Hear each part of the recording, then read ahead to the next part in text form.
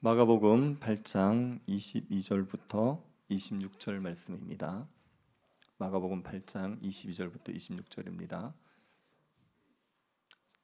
찾아서 한 절씩 기도하겠습니다. 찾았으면 기도하겠습니다. 베스다 이름에 사람들이 맹인 한 사람을 데리고 예수께 나와 손대시기를 구하거늘 예수께서 맹인의 손을 붙잡으시고 마을 밖으로 데리고 나가사 눈에 침을 뱉으시며 그에게 안수하시고 무엇이 보이느냐 물으시니 쳐다보며 이르되 사람들이 보이나이다. 나무 같은 것들이 걸어가는 것을 보나이다 하거늘 이에 그 눈에 다시 안수하시매 그가 주목하여 보더니 나와서 모든 것을 밝히 보는지라. 같이 보겠습니다. 예수께서 그 사람을 집으로 보내시며 이르시되 마을에는 들어가지 말라 하시니라. 아멘. 얼마 전에 편의점을 갔다가 제 눈을 의심하는 일이 있었습니다. 집에 계란이 떨어져서 혹시 편의점에 있나 싶어서 갔는데 이제 날계란이 없는 거예요. 근데 저 구운 계란이 있었습니다. 구운 계란이 있는데 두 개를 해놓고 가격표를 보니까 2,600원인 거예요. 저만 놀랐습니까? 네. 보통 그렇게 주고 사 먹으십니까? 전 깜짝 놀랐습니다. 구운 계란 하나가 1,300인 거예요. 그래서 왜 이렇게 비싸지 싶은 생각이 든 거죠. 이게 물가가 올랐다, 많이 올랐다 그렇게 생각을 하고 있었지만 편의점에서 계란 한 개가 1,300인 걸 보고 야 이거 어떻게 이 고물가 시대를 살아낼까 하는 생각이 좀 들었었습니다. 지금 너무 물가가 올라 있어서 사람들이 소비를 많이 줄이고 좀 아끼는 그런 때 아닙니까? 그러다 보니까 다양한 방법으로 사람들의 소비를 줄이고 있습니다. 보통 이렇게 요즘 젊은 사람들은 물건 살 때 새 물건부터 안 사거든요. 일단 중고 사이트를 갑니다. 당땡 그런 데 갑니다. 그래서 그런 데 가지고 중고가 있는지 보고 그리고 괜찮은 거 있으면 그걸 사지 새 물건부터 잘 안 사지요. 그리고 요즘에 앱 중에 이런 앱이 있습니다. 식품 같은 경우에 유통기한이 다 되면 지나면 폐기를 해야 되지 않습니까? 그래서 유통기한이 가까워지면 약간 저렴하게 팔지요. 그런 식품이 어디에 있는지를 알려주는 앱이 있습니다. 그래서 그 앱을 보고 우리 집 근처에 뭐 편의점 유통기한이 가까운 게 있다 싶으면 가서 저렴하게 살 수 있는 그런 앱이 있습니다. 그리고 이제 떨이하는 앱도 있습니다. 사람들이 이렇게 이게 한번 지난 시즌의 것이라든지 약간의 흠집이 있지만 쓰는 데는 이상 없고 그런 거 있지 않습니까? 그런 것들을 70% 80% 싸게 해서 그렇게 파는 앱도 있습니다. 어떻게든 사람들이 소비를 줄이기 위해서 이런 걸 많이 이용하지요. 너무 이렇게 물가가 고물가이기 때문에 이런 걸 합니다. 근데 아낀다고 아끼지만 요즘의 시대는 소비를 되게 많이 해야 되는 시대, 많이 하는 시대입니다. 요즘에 젊은 사람들이 기분이 우울하면 뭐 하는지 아십니까? 여러분은 기분이 우울하면 뭐 하시죠? 말씀 보고 기도하시죠? 맞죠? 다른 거 하지 않고 주께서 우리에게 기쁨을 주시리라. 그리고 이제 말씀 보고 기도하지 않습니까? 근데 이제 요즘 젊은 사람은 우울하면 뭐 합니까? 빵을 사 먹어요. 젊으신 분 아닙니까? 우울하면 빵을 사 먹는 거예요. 여러분 우울하고 빵하고 뭔 관계가 있습니까?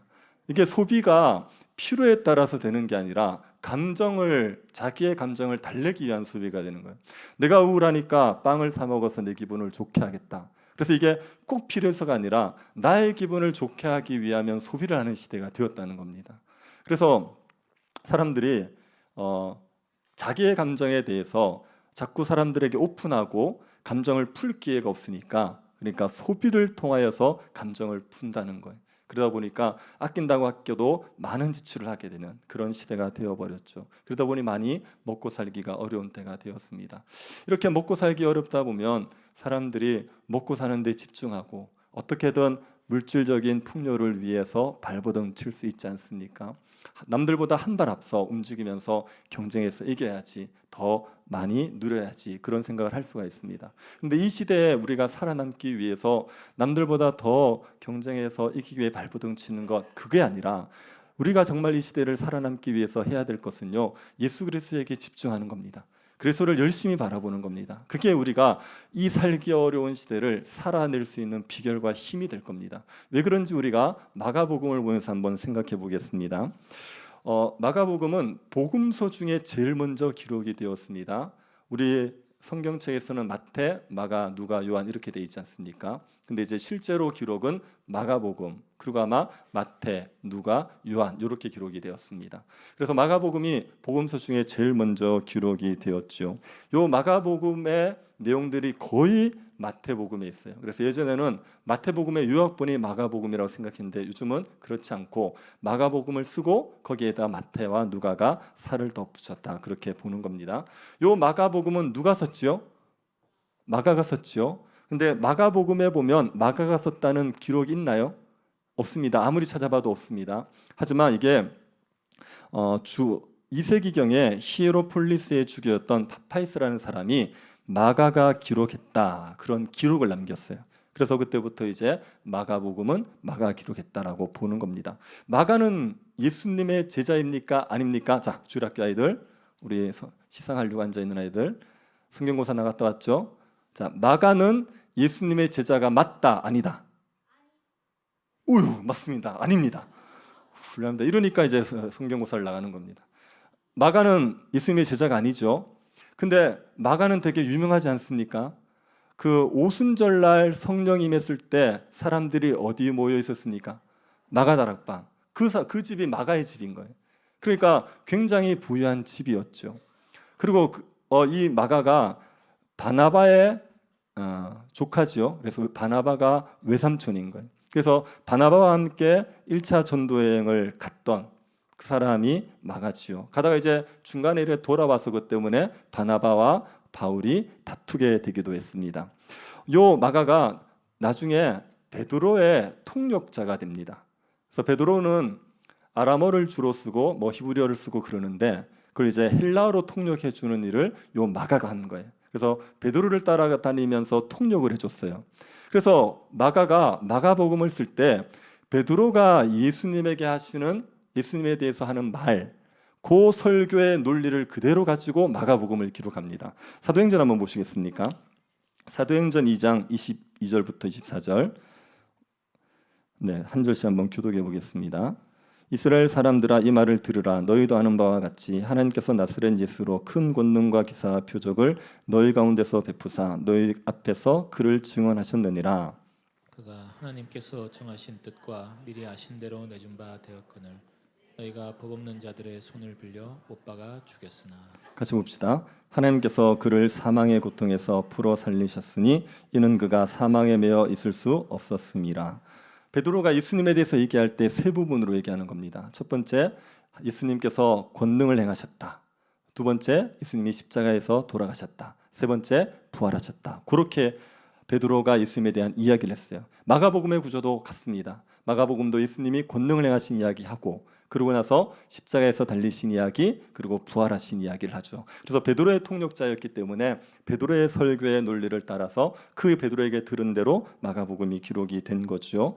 이 마가는 예수님이 큰 권능과 기사와 표적을 행하시면서 하나님의 아들이라는 걸 드러냈다는 걸 강조해요. 이거를 마가복음 시작할 때부터 예수님이 누군지를 선명하게 선포하고 시작합니다. 1절 한번 보십시오. 1장 1절입니다. 하나님의 아들 예수 그리스도의 복음의 시작이라. 하나님의 아들 예수 그리스도의 복음의 시작이다. 여기요, 이게요 제목입니다. 마가복음이라는 이름은 나중에 붙여진 거고 이 마가복음이라는 게 붙여지기 전에는 이게 제목이었어요. 하나님의 아들 예수 그리스도 복음의 시작, 이게 제목이었어요. 여기에서 예수님이 하나님의 아들이다, 그리스도라고 선포하죠. 하나님의 아들이라는 얘기는요, 예수님이 하나님이라는 얘기입니다. 하나님의 아들은 하나님인 거죠. 그래서 예수님이 하나님이다, 인간의 몸을 입고 오신 하나님이다, 그 얘기를 하는 거고, 그리스도는 세 가지를 얘기하죠. 왕, 선지자, 제사장. 근데 여기에서 그리스도는 왕의 초점이 있습니다. 하나님 나라의 왕으로서 다스리기 위해서 오신 분이다, 그렇게 얘기하는 겁니다. 그래서 하나님의 아들이고 그리스도라는 걸 선명하게 먼저 얘기하고, 그리고 그분 행하신 일들을 통하여서 하나님의 아들과 그리스도 되심을 증명해내는 것이요. 예수님이 행하신 일들을 1장부터 8장까지 쫙 설명하면서 하나님의 아들이고 그리스도라는 걸 강조합니다. 우리가 1장부터 한번 빠르게 한번 훑어보지요. 여러분도 잘 아시는 내용이니까 우리가 1장부터 8장까지 한번 잘 훑어보면서 예수님에 대해서 어떻게 소개하는지를 한번 보시지요. 먼저 1장 2절 3절 한번 보십시오. 선지자 이사야의 글에 보라, 내가 내 사자를 내 앞에 보내노니 그가 내 길을 준비하리라. 광야에서 외치는 자의 소리가 있어 이르되 너희는 주의 길을 준비하라. 그의 오실 길을 곧게 하라. 지금 이제 이사야 선지자가 메시아가 오기 전에 메시아를 예비하는 사자가 올 거라고 얘기했습니다. 그래서 왕이 행차하기 전에 왕의 행차를 준비하는 사자가 반드시 있게 되어 있습니다. 요즘도 대통령이 어디 가면 의전팀이 먼저 가지 않습니까? 그러니까 왕이 올 때 준비하는 사자가 오기 때문에 그 사자가 올 거라고 이사야 선지자가 예언했죠. 이 사자가 누구죠? 세례 요한인 거죠. 세례 요한은 광야에서 살았습니다. 그리고 광야에서 살면서 낙타 털옷과 가죽띠를 맨 거예요. 이게 낙타 털옷과 가죽띠는 비싼 옷입니까? 아니죠. 이거 광야에서 구할 수 있는 거예요. 광야에서 낙타 죽으면 그 낙타 털옷 가죽을 벗겨서 옷 만들어 입고 그리고 가죽띠 만들어 입고 이렇게 있는 겁니다. 그리고 무엇을 먹고 살았습니까? 메뚜기와 석청, 웰빙 음식이죠.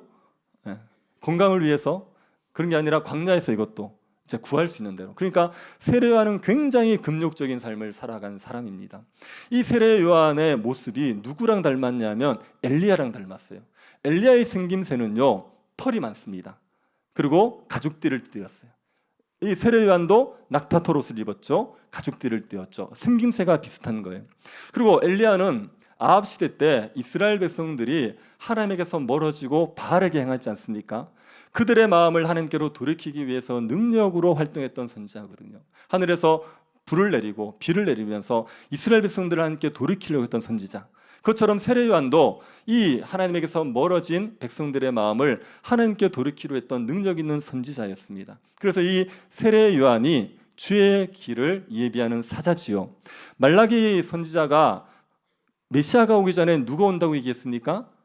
엘리야가 온다고 얘기했습니다. 말라기 4장 5절 보십시오. 보라, 여호와의 크고 두려운 날이 이르기 전에 내가 선지자 엘리야를 너에게 보내리니.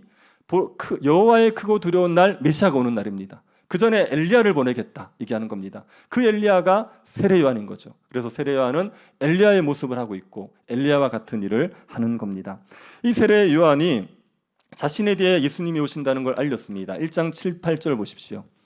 그가 전파하여 이르되 나보다 능력 많으신 이가 내 뒤에 오시나니 나는 굽혀 그의 신발끈을 풀기도 감당하지 못하겠노라. 나는 너에게 물로 세례를 베풀거니와 그는 너에게 성령으로 세례를 베푸시리라. 세례 요한은 물로 세례를 줍니다. 이 세례 요한의 세례는요, 사람들이 자기의 죄를 자복하게 하는 세례예요. 내가 죄인입니다. 이걸 인정하고 받는 세례가 세례 요한의 세례입니다. 근데 세례 요한은 자신의 뒤에 오시는 메시아는 더 능력이 많아서 성령으로 세례를 준다는 겁니다. 성령 세례를 받으면 그 사람은 죄의 문제를 해결해 버려요. 성령 세례는 죄의 문제를 해결하는 세례입니다. 그래서 세례 요한이 죄를 인정하게 하는 세례를 줬는데 이것도 능력이 있어요. 근데 그것과 비교할 수 없이 예수님은 더 능력이 있죠. 그래서 죄를 씻어버리는 그런 성령 세례를 주시게 되는 겁니다. 그리고 성령으로 세례를 준다는 게 새 시대의 도래를 알리는 겁니다. 성령이 오셨다. 이건 이제 새 시대가 시작되었다. 그걸 보여주는 거죠. 예수님이 그런 성령 세례를 주시는 분이라고 세례 요한이 소개했습니다. 그리고 이제 예수님이 딱 등장하는 겁니다. 예수님이 등장해서 세례 요한에게 세례를 받으시죠. 예수님은 죄가 있습니까? 없습니까? 그러면 세례 요한에게 세례 받을 필요가 있어요? 없어요? 없죠? 세례 요한의 세례는 죄를 인정하는 세례니까 없는데도 세례를 받으셨어요. 왜요? 우리 대신에 죄인으로서 죽으실 것을 미리 보여주는 겁니다. 그래서 세례를 받는데 세 가지 현상이 나타납니다. 예수님 물에 딱 들어갔다 나오는데 첫 번째, 하늘이 열렸어요. 두 번째, 성령이 비둘기같이 임했습니다. 세 번째, 하나님의 음성이 들렸죠. 내 사랑하는 아들이다 음성이 들렸죠. 요 세 가지도 예수님이 하나님의 아들이라는 걸 보여주는 겁니다. 하늘이 열리는 거, 이거는요, 하나님이 강림할 때 나타나는 현상입니다. 그래서 예수님이 세례받을 때 하늘이 열렸다, 하나님이 왔다는 거예요. 성령이 비둘기같이 임했다. 성령께서 무리를 운행했던 것은 언제 있었습니까? 창세기 1장 2절. 그때 성령이 수면 위에 운행하시죠. 그러면서 창조가 시작된 겁니다. 마찬가지로 예수님이 물 위에서 딱 올라오시면서 성령이 임했다는 얘기는 예수님이 새로운 창조를 하실 분이라는 걸 보여주는 거예요. 그리고 하나님이 명확하게 얘기하죠. 내 아들이다. 그렇게 얘기하는 겁니다. 예수님이 하나님이시라, 하나님의 아들이라는 것을 요 세례를 통해서 명확하게 보여준 겁니다. 예수님께서 세례를 받고 그러고 나서 어디로 가시느냐? 광야로 가시죠. 광야 가서 시험을 받으시는 겁니다. 여기 마가복음은 시험의 종류는 나오지 않지만 시험이 딱 끝나고 나서 그러고 나서 들짐승이 함께하고 천사가 수종들었다고 얘기하죠. 자, 여러분 마가복음을 펼치세요. 마가복음을 펼치시고 한번 따라와 보십시오. 지금 몇 장 하고 있습니까? 네, 1장 하고 있습니다. 1장 맞죠? 네, 1장 하고 있습니다. 거기 보면 이제 1장에 12절에 성령 예수를 광야로 몰아내시고 40일 동안 계시면서 사탄에게 시험을 받았는데 들짐승이 함께 계시고 천사들이 수종들었다. 이 말은요, 예수님이 시험을 이겼다는 거예요. 그래서 메시아가 오게 되면 들짐승도 사람들과 어울리는 때가 올 거라고 선지자들이 예언했어요. 그러니까 그 예언이 성취되었다. 그러니까 예수님으로 말미암아 메시아 시대가 오게 되었다. 그리고 천사가 수종들었다. 승리한 사람들에게 수종드는 거거든요. 그래서 이거는 메시아 예수님이 사탄의 시험을 이겼다는 겁니다. 예수님이 사탄의 시험을 이겼다는 건 되게 중요해요. 왜 중요합니까? 아담은 에덴에서 실패했죠. 사탄의 유혹에 넘어갔잖아요. 그래서 온 인류를 사망이 이뤘지 않습니까? 예수님께서는 사탄의 시험을 이기셨어요. 그래서 예수님은 죄를 짓지 않으시고 사람들에게 의를 줄 수 있는 분이 되는 거죠. 예수님이 단 한 번도 생애 동안 죄를 짓지 않았다는 것은 우리가 이 예수님이 사탄의 시험을 이겼다는 것을 통해서도 알 수 있게 되는 겁니다. 예수님이 죄 없으시고 의를 행하신 분이다. 이걸 확실하게 보여주는 거죠. 그리고 예수님께서 복음을 선포하시는 겁니다. 1장 15절 우리 다시 한번 읽어봅시다. 이르시되 때가 찼고 하나님의 나라가 가까이 왔으니 회개하고 복음을 믿으라. 때가 찼다. 예수님 하나님의 정한 때가 되었다. 그리고 하나님 나라가 가까웠다. 곧 올 거라는 얘기입니까? 이미 왔다는 얘기입니까? 이거 이미 왔다는 얘기입니다. 그래서 회개하고 복음을 믿는 거예요. 가던 길을 돌이켜서 복음을 믿으면 됩니다. 자기 마음대로 살던 삶을 돌이켜서 예수 그리스도를 믿으면 됩니다. 그러면 하나님의 나라 백성이 된다. 이게 예수님께서 선포하신 메시지인 겁니다. 하나님 나라가 임했다는 걸 선포하고 나서 그러고 나서 하나님 나라 백성들을 부르시는 거예요. 그래서 고기 잡고 있던 베드로 안드레 야고보 요한을 부르시지요. 예수님께서 이 제자들을 부르시지 않습니까? 제자들이 예수님을 선택하는 게 아니라 예수님이 제자들을 선택하는 거예요. 그래서 하나님 백성은요, 하나님 백성들이 되겠다, 자기가 하나님 백성 되겠다고 얘기하는 게 아닙니다. 하나님이 선택하시는 거예요. 예수님이 선택하시는 거예요. 그들을 부르셔서 이들에게 어떤 사람들에게 만들겠다고 얘기했습니까? 사람을 낚는 어부예요. 이들은 사람을 낚는 어부로서 살아가게 됩니다. 사람을 낚는 어부라는 것은 무슨 말이냐면 죄와 사망의 바다에 있는 사람들을 복음으로 건져내는 일, 그들을 살리는 일을 하게 될 거라고 얘기하는 겁니다. 그들이 어떤 직업을 가질지 모르지만 하나님의 백성들은 어디서든지 사람을 낚는 업으로 살아가게 되는 겁니다. 여러분을 통해서 사람들이 구원 얻는 역사가 일어나도록 여러분을 부르신 겁니다. 그래서 나의 직업이 뭐냐 물으면 사람을 낚는 어부다. 뭔 말인지 모르겠죠. 그렇게 얘기하십니다. 우리가 그런 존재로 부름받은 겁니다. 그리고 이제 예수님이 이 제자들을 데리고 사역을 하시는 겁니다. 예수님의 사역은 크게 세 가지입니다. 가르치는 사역, 귀신을 쫓아내는 사역, 병을 고치는 사역. 그래서 2장을 한번 보십시오. 죄송합니다. 1장에 보십시오. 1장 21절에 보면 가버나움에 들어가시죠. 가버나움 회당에 들어가셔서 예수님께서 가르치셨어요. 그래서 가르치는 사역이 있습니다.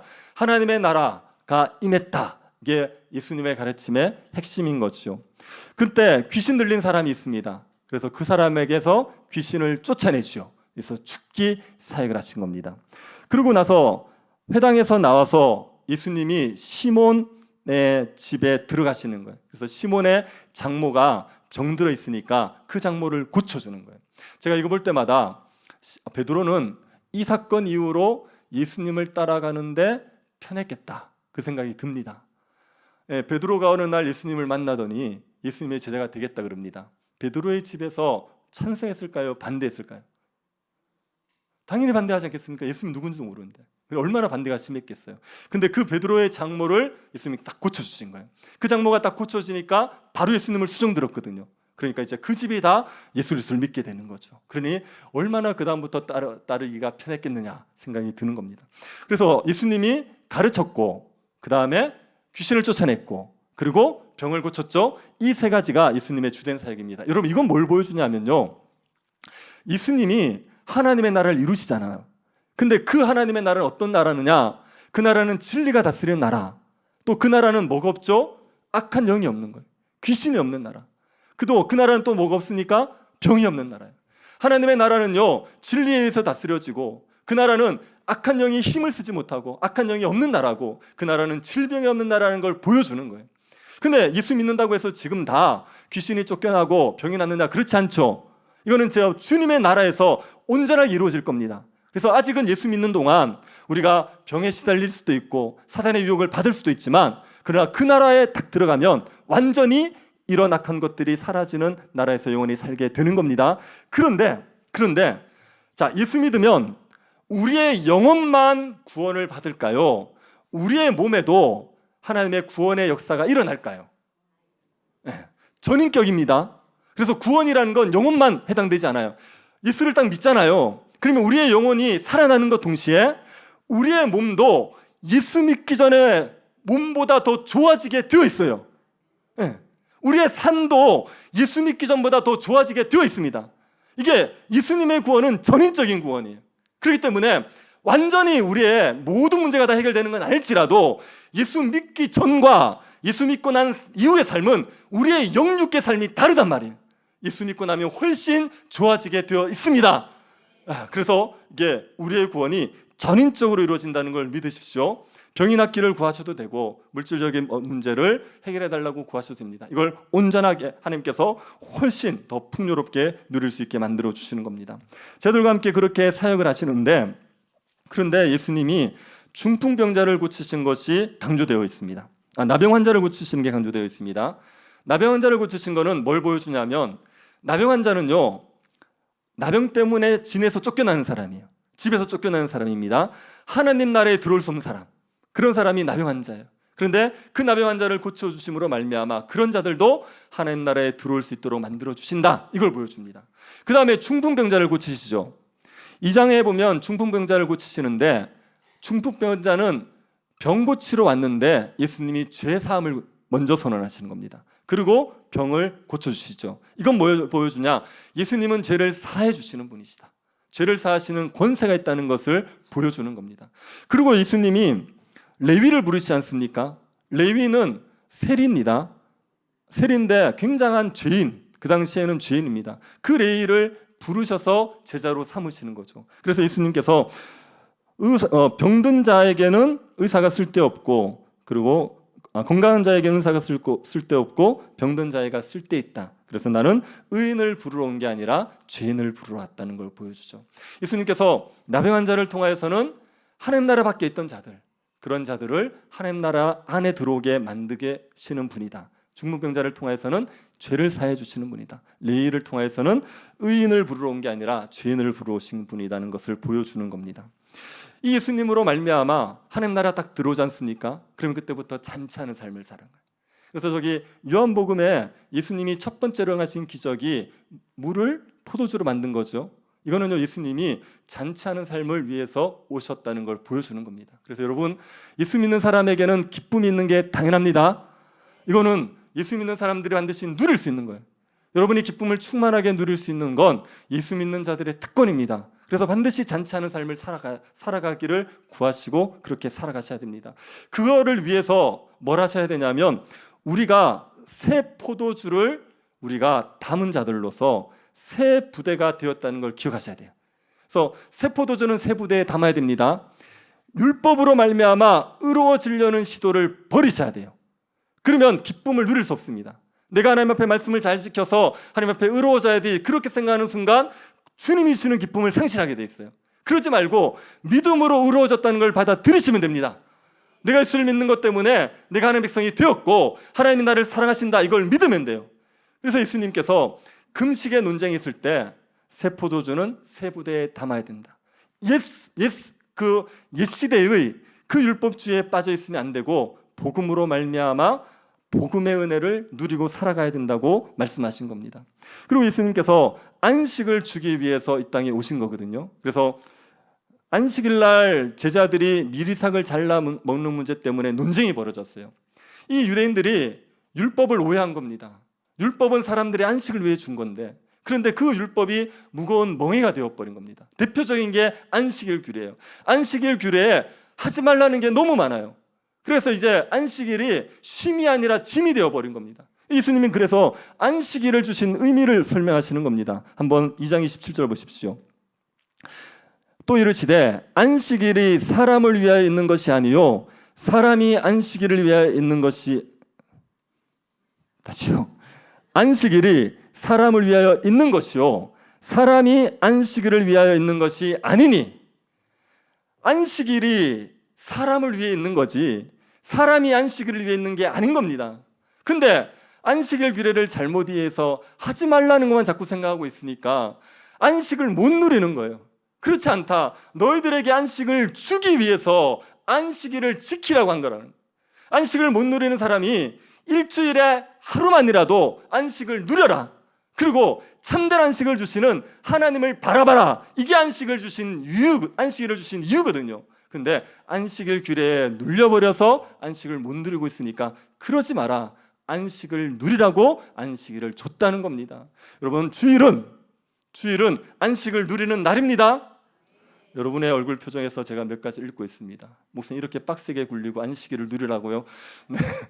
네. 말씀 안에서 안식이 있습니다. 고맙습니다. 네. 하나님의 말씀 가운데 성도들이 교제하는 게 안식이죠. 네. 그걸 누리는 겁니다. 이걸 풍성하게 누리는 게 안식일을 잘 지키는 겁니다. 하나님께서 예수님이 안식을 주러 오셨다는 걸 보여주기 위해서 안식일 날 손 마른 자를 고쳐버린 거예요. 그날 이제 안식일 날 사람들이 손 마른 자를 고치는지 아닌지 유심히 지켜보는데 예수님이 고쳐버려요. 그런데 이거는 예수님이 비난받을 일이 아니라 가장 안식일다운 일을 한 겁니다. 안식일은 안식을 누리는 날이잖아요. 그러니 안식을 오랫동안 못 누리는 사람에게 안식일 주는 건 당연하죠. 그러니까 그 안식일 날 병든 자를 고치게 되는 겁니다. 이 안식 때문에, 예수님이 주신 안식 때문에 수많은 사람들이 예수님께 모여들어요. 그들에게서 12명의 제자를 딱 세우십니다. 12명의 제자들은 새로운 하나님의 백성들의 기초인 겁니다. 구약에는 이스라엘 백성들이 하나님의 백성이었죠. 그래서 12지파가 있지 않았습니까? 근데 이제 신약시대 예수님 오시고는 이 12명이 새로운 하나님의 백성들인 거예요. 그래서 12라는 숫자를 일부러 맞춘 겁니다. 나중에 사도행전에 보면 가룟 유다가 떨어지고 나서 한 명을 더 보충하지요. 그것도 12라는 숫자가 중요해서 그래요. 이게 상징이 있어서 그렇습니다. 그 12명의 제자를 부르셔서 하나님 백성의 기초로 삼으신 거죠. 그렇게 복음이 확장되고 있을 때 다들 예수님을 좋아하는 게 아닙니다. 예수님을 반대하고 핍박하는 사람들도 있었습니다.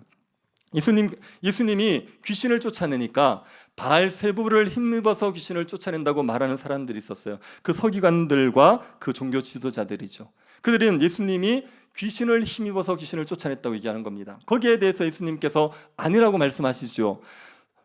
네, 귀신이 서로 다투면 그 집도 무너지지 않겠느냐. 그런데 귀신이 그런 짓을 하겠느냐. 그렇게 얘기하시는 겁니다. 그러면서 예수님께서 이 말씀을 하십니다. 3장 29절 보십시오.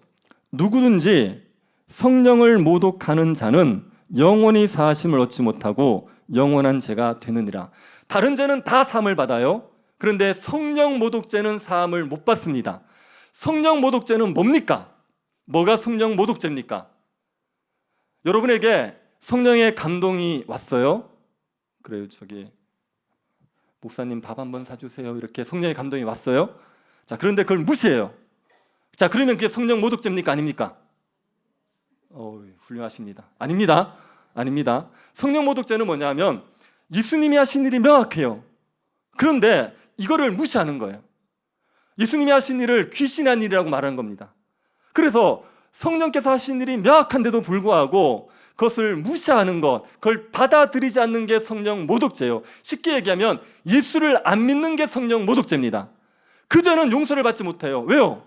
예수를 믿어야지 용서를 받는데 예수를 안 믿으니까 용서를 받지 못하는 겁니다. 어떤 죄도 다 용서를 받습니다. 여러분, 만약에 사람 30명을 죽이면 그 죄는 용서받습니까? 안 받습니까? 자, 히틀러가 예수를 믿으면 천국 갑니까? 안 갑니까? 네. 어떤 죄도 용서받는단 말이에요. 그런데 성령을 모독하는, 예수를 안 믿는 죄는 용서를 못 받는다고 말씀하신 거예요. 여기에 예수님의 가족도 영향을 받았어요. 그래서 예수님의 가족들이 예수님을 잡으러 옵니다. 귀신 들렸다고. 그때 예수님이 누가 참된 가족인지를 설명합니다. 예수님의 가족은 혈통적인 가족이 아니죠. 누가 예수님의 가족입니까? 하나님 아버지의 뜻대로 하는 자들이 예수님의 가족입니다. 여러분, 우리가 예수님의 가족입니다.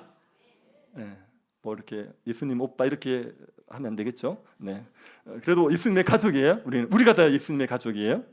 그리고 그래서 끝까지 예수님의 말씀에 따라서 예수님을 끝까지 따르는 자들이 결국은 하나님의 백성으로서 복을 누리게 됩니다. 그걸 보여주는 게 네 가지 씨의 비유입니다. 네 가지 씨는 네 가지 밭의 비유죠. 자, 씨를 딱 던졌습니다. 근데 이게 길가에 떨어졌어요. 그 씨는 어떻게 되죠? 새들이 다 먹어버리죠. 자, 씨를 딱 던졌어요. 우리나라는 심잖아요. 근데 이제 이스라엘은 막 뿌리거든요. 그러면 뿌리다 보면 어떤 건 길가로 가는 거예요. 또 어떤 거는 돌짝밭에 딱 떨어졌습니다. 그 씨는 어떻게 됩니까? 조금 자랐는데 돌짝밭 때문에 뿌리가 내리지 못해서 말라버려요. 그 다음에 또 씨를 뿌렸는데 가시밭에 갔습니다. 그 씨는요, 자라다가 가시 때문에 기운이 막혀서 못 자라는 거예요. 좋은 밭에 던져졌습니다. 그 씨는요, 30배, 60배, 100배를 맺는 거예요. 여기에서 씨는 복음이에요. 예수 그리스도예요. 그래서 예수님에 대한 이야기를 딱 듣고 그거를 듣자마자 무시하는 사람들이 있습니다. 그래서 본당에서 설교 듣고 1층 내려가다가 다 까먹는 거예요. 자, 거기 이제 무슨 밭요? 길가밭. 그런 사람들은 열매를 못 맺죠, 당연히. 그리고 예수님에 대한 복음을 들어서 너무 좋았어요.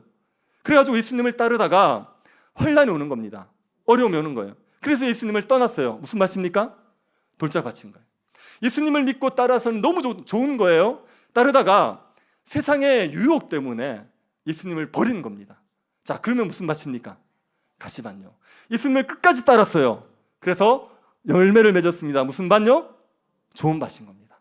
그래서 이 네 가지 밭의 비유는 예수 그리스도에 대해서 어떤 반응을 보이느냐.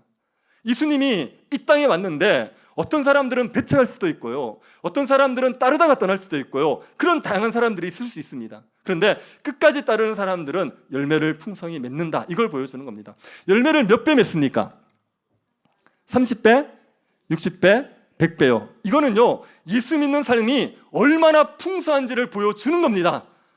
예수를 믿으면 우리는 기본 30배, 많으면 100배, 그런 풍성함을 누릴 수 있게 되어 있어요. 그렇게 예수님이 하나님의 나라의 복을 우리에게 풍성히 누리게 만들어 주시는 겁니다. 이 좋은 예수님, 이 예수님의 이야기는요, 널리 전파돼야 되죠. 그래서요, 예수님이 등불을 등경 위에 드는 비유를 하시는 겁니다. 호롱불, 옛날에 합시다. 호롱불을 딱 켰습니다. 그거를 그릇으로 덮어두는 사람이 있습니까? 그런 사람을 두 글자로 뭐라 그럽니까? 바보. 네. 등불을 켰는데 이거를 그릇으로 덮어요. 빛이 안 나오잖아요. 그런 사람 없습니다. 등불은 키면 어디로 올렸습니까? 등경 위에 다 비치도록. 이 말은 무슨 말이냐면 예수 그리스도의 복음은요, 감추어지지 않는다는 거예요. 이거는 널리 드러내는 겁니다. 그래서 복음이 널리 전해질 것을 말하는 겁니다. 이 말씀대로 됐잖아요. 그 갈릴리에서 시작된 예수 그리스도의 복음이 온 세상을 비추지 않았습니까? 온 세상에 확장되지 않았습니까? 예수님이 하신 말씀대로 되는 거죠. 그리고 하나님의 나라, 예수님으로 말미암아 이루어진 하나님의 나라는요, 점점 자라요. 그래서 4장 26절부터 보면 자라나는 씨의 비유가 있죠. 농부가 씨를 뿌려놓으면 이 씨가 스스로 자라요. 농부가 자라게 하는 게 아니라 씨가 스스로 자라죠. 마찬가지로 하나님의 나라는 스스로 자랍니다. 여러분, 우리가 하나님의 나라를 확장시킬 수 있나요? 아닙니다. 그렇게 표현하시면 안 돼요. 우리가 주의 나라를 확장합시다, 그렇게 얘기하는 거 아닙니다. 주의 나라 확장은 주님이 하시는 거예요. 우리는 뭘 하는 겁니까? 복음을 전하는 거예요. 우리가 복음을 전할 뿐이지 확장은 주님이 하시는 겁니다. 그리고 주님이 주님의 나라를 키워가시게 되어 있습니다.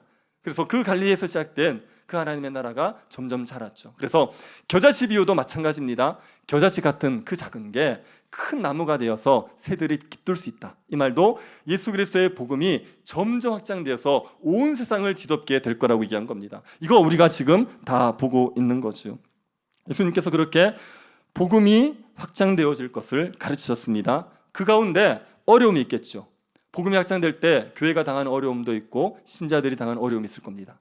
그런데도 하나님께서, 예수님께서 우리를 보호하실 겁니다. 어떻게 할 수 있습니까? 풍랑이 이는 그 바다 위에서 예수님께서 제자들을 보호하신 거 보면 알 수 있죠. 풍랑이 이는 바다 속에서 제자들이 주무시고 계셨는데, 그때 예수님이 주무시고 계셨는데 제자들이 두려워하지 않습니까? 예수님께서 일어나셔서 그 바다를 잠잠케 하신 겁니다. 그래서 우리와 함께 하시는 주님 때문에 어떤 환난이 있더라도 하나님의 나라가 확장되는 일에 우리가 쓰임받으면서 살아갈 수가 있습니다. 그래서 예수님이 우리를 지켜주실 것을 이야기했습니다. 예수님에게는 풍랑을 잠잠케 할 수 있는, 자연을 다스릴 수 있는 능력이 있습니다.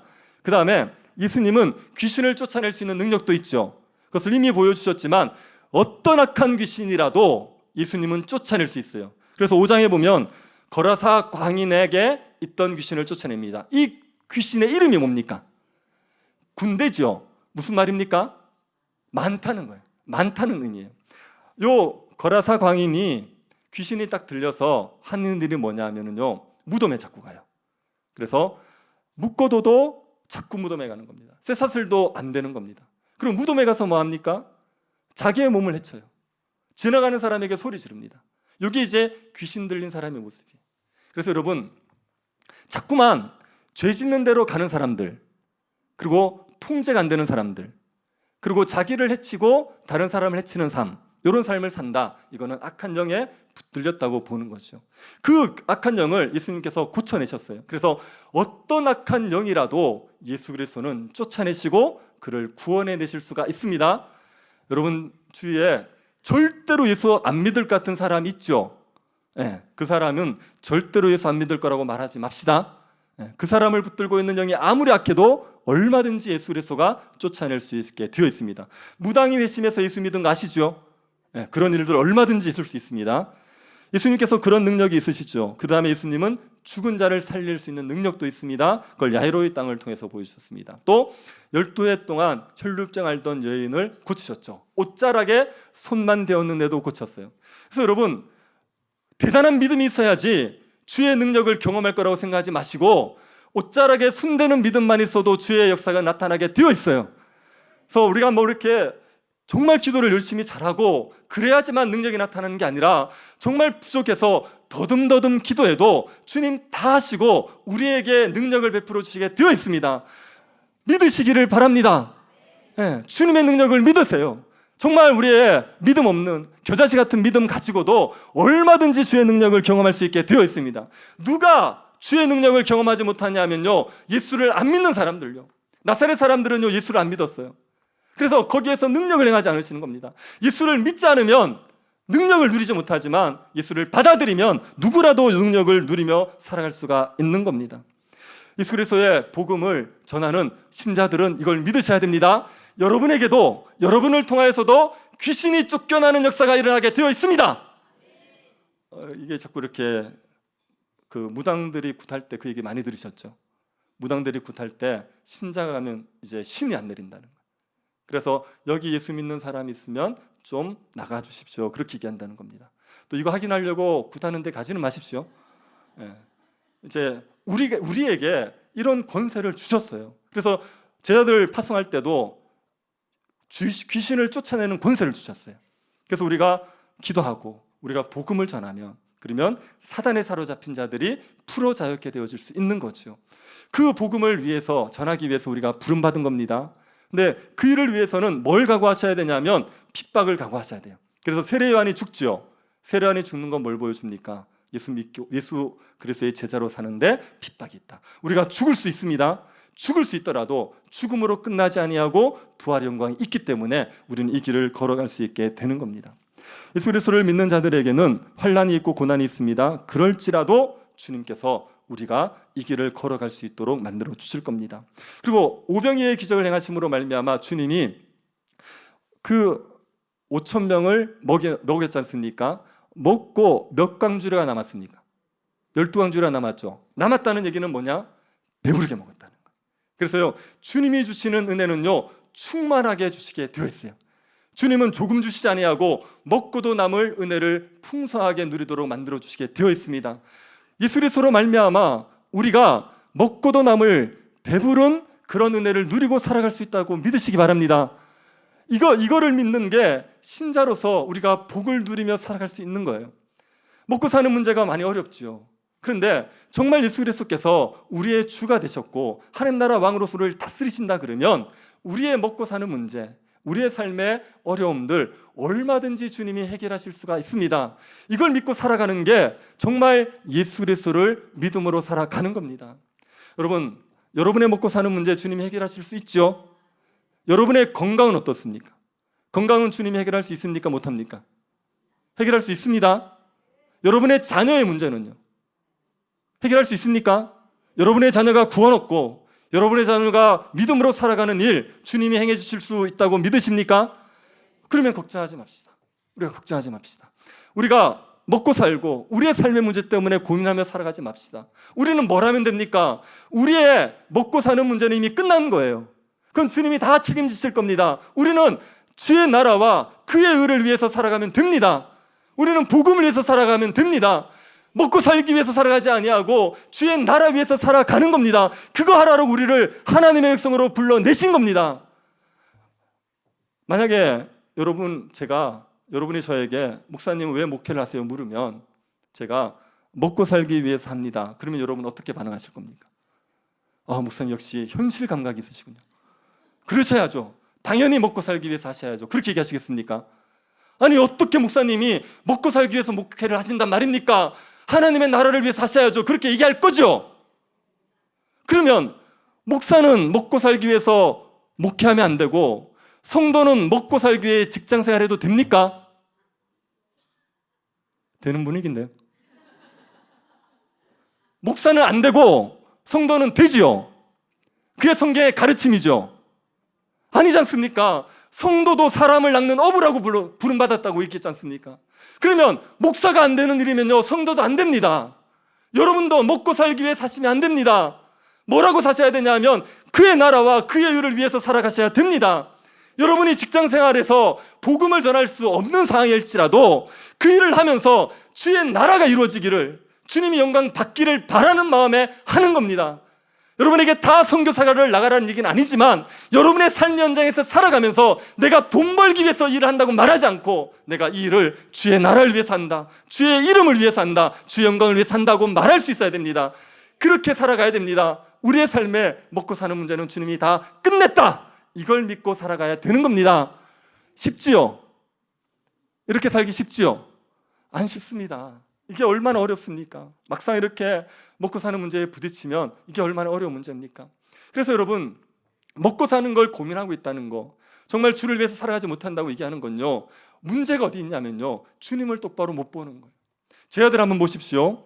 오병이의 기적이 있었죠. 자, 그 다음에 무슨 사건이 있는지 보십시오. 오병이의 기적 다음에, 그리고 예수님이 바다 위를 걸어오시는 기적이 있지요. 그래서 제 아들은 예수님이 바다 위를 걸어오는 걸 봤어요. 그 다음에 53절부터 보시면, 6장 53절부터 보시면 예수님이 병자들 고치는 거, 침상채 메고 오는데 다 고쳤어요. 이걸 봤습니다. 그리고 7장에선 바리새인들과의 전통 논쟁이 있고, 그리고 예수님이 수로보니게 여자의 딸을 고쳐주는 사건이 있었습니다. 이것도 제 아들이 봤습니다. 또 귀 먹고 말 덮는 사람을 고쳐주는 일도 경험했어요. 그 다음에 8장에 가면 무슨 일이 있습니까? 4,000명을 먹이시는 칠병이의 기적이 있는 겁니다.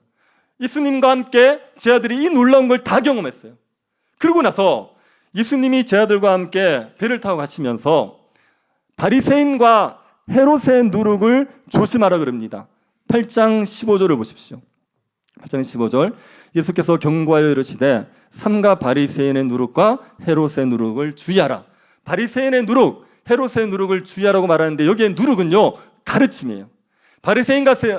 바리새인과 그 사두개인들이, 바리새인과 헤롯이 예수 그리스도 메시아에 대해서 가르치는데, 메시아는 정치적인 왕이라고 가르치는 겁니다. 그런 잘못된 가르침을 누룩이라고 얘기한 거예요. 누룩을 조심하라고 얘기하니까 제자들은 뭘 걱정합니까? 17절 보십시오. 8장 17절, 예수께서 하시고 이르시되 너희가 어찌 떡이 16절, 제 아들이 서로 수군거리기를 이는 우리에게 떡이 없음이로다 하거늘. 누룩 얘기하니까 제 아들은 떡을 안 가져온 걸 걱정하는 거예요. 4,000명을 먹이고 떡을 남았을 때 그 떡을 챙겼어야 되는데 이걸 안 가져와서 수근수근하고 걱정하고 있는 겁니다. 그 제자들 앞에 지금 누가 계십니까? 예수님이 계시다고요. 오병이의 일을 행하시고 칠병이의 기적을 행하시고 죽은 자를 살리시고 병자를 고치시고 무리를 걸으신 예수님을 눈앞에 두고 그리고 떡이 없다고 걱정하는 거예요. 오늘 저녁은 뭘 먹냐? 내일 아침은 뭘 먹냐? 이걸 걱정하고 있습니다. 이 제자들은 예수님을 믿는 건 맞아요? 아닙니까? 믿는 겁니까? 여러분요, 믿지요. 제자들 예수님 믿죠. 그런데 분명하게 믿지 못하는 거예요. 이 제자들의 모습이 뭘 보여주냐면 여기에 뒤에 보면은 예수님께서 벳세다 맹인을 고치잖아요. 벳세다 맹인을 2번에 고칩니다. 첫 번째 고쳤더니만 보는데 사람을 나무 같은 것으로 봐요. 이 사람 보는 겁니까? 안 보는 겁니까? 보는 건데 희미하게 보는 거예요. 이게 지금 제자들의 모습인 겁니다. 아니, 주님 믿는다고 말아놓고 맨날 먹고 사는 거 걱정하고 내 삶이 어떻게 되나 걱정하고 그렇게 살아가는 게 예수를 안 믿는 건 아니지만 그 믿음은 분명하지 못한 거예요. 그러니까 자꾸 염려하고 걱정하는 겁니다. 자, 저를 한번 보시겠습니까? 염려와 걱정은 불신에서 오는 겁니다. 주님을 못 믿으니까 염려와 걱정이 되는 겁니다. 주님이 무리를 걸었다는 거 믿으세요? 주님이 죽은 자를 살렸다는 거 믿으세요? 주님이 오병이의 기적을 해놨다는 걸 믿으세요? 성경에 기록된 듣기 좋은 이야기가 아니라 이게 실제라고 믿으십니까? 그걸 믿으면 근심하지 않을 수 있습니다. 그런데 그게 안 믿어지니까 자꾸 근심이 되는 겁니다. 내 삶의 문제를 고민하는 거예요. 그거 끝났다고. 이제 다 끝났다고. 너의 삶의 문제 고민하지 마. 그건 내가 내 책임져 줄게. 너 나의 일, 주의 일을 해. 그러면 나머지는 다 더해 줄게. 이게 주님의 약속인데 그 주님이 안 믿어지니까, 그 주님이 분명히 보이지 않으니까 자꾸만 내 삶의 문제를 걱정하고 있는 겁니다. 아직도 염려와 걱정이 떠나지 않습니까? 여러분, 뭘 하셔야 됩니까? 다시 예수께로 가셔야 돼요. 벳세다 맹인이 다시 예수님께서 안수받은 것처럼 여러분도 다시 예수께로 가셔야 됩니다. 가셔서 그분을 아셔야 됩니다. 그분에 대해서 알고 그분을 마음에 받아들이고 하나님의 아들인 것, 그리스도라는 걸 고백해 버리셔야 돼요. 그래야지 그 염려와 근심에서 벗어나는 삶을 살아갈 수가 있습니다. 여러분, 우리가 예수님을 믿읍시다. 예수를 정말 믿읍시다. 그분이 지금도 살아계셔서 우리를 통치하고 계셔서 그분이 우리의 삶을 먹고도 남을 정도로 풍요롭게 하실 거다. 그분이 내 삶을 내가 죽을 때까지, 아니 죽음 이후에도 내 삶을 책임지실 거다. 이걸 믿읍시다. 그걸 믿고 우리의 삶의 문제 고민하지 말고, 우리의 삶의 문제 때문에 염려하지 말고, 맨날 돈 때문에 싸우지 말고, 맨날 건강 때문에 염려하고 살아가지 말고 하나님께 다 맡겨버리고 우리에게 주신 사람을 낚는 어부로서의 삶을 살아갑시다. 그렇게 살아가도록 우리를 부르셨고 그렇게 살아가도록 모든 것들을 더해 주시게 되어 있습니다. 그 주님을 밝히 봄으로 말미암아 주의 나라를 위해서 살아가는 주의 백성들 될 수 있기를 간절히 바랍니다.